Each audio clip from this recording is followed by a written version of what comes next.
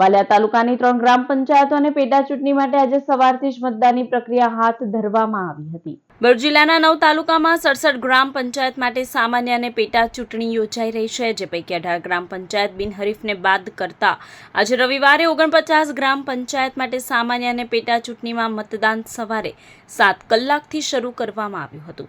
ચુસ્ત પોલીસ બંદોબસ્ત વચ્ચે ચૂંટણી અધિકારીઓ દ્વારા મતદાન મથકો ઉપર મતદાનની પ્રક્રિયા શરૂ કરાવાઈ હતી।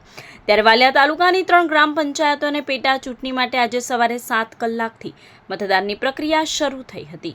મતદારો સવારથી લાઈનો લગાવી મતદાન કર્યું હતું, જ્યારે મતદાન શાંતિપૂર્ણ માહોલમાં સંપન્ન થાય તેમજ મતદારોને અગવડ ન પડે તે માટે વ્યવસ્થા કરવામાં આવી હતી। હું પ્રદીપ વસાવા, ચૂંટણી અધિકારી લુણા। આજની લુણા પંચાયતની જે ચૂંટણી યોજાઈ છે તેમાં મતદારોને અગવડ ના પડે તેમજ સ્ટાફને અગવડ ના પડે તે પ્રમાણેની અમે સગવડ કરાવી છે ને ચૂંટણી શાંતિપૂર્ણ પૂર્ણ થાય તેવા પ્રયત્ન કરીએ છીએ।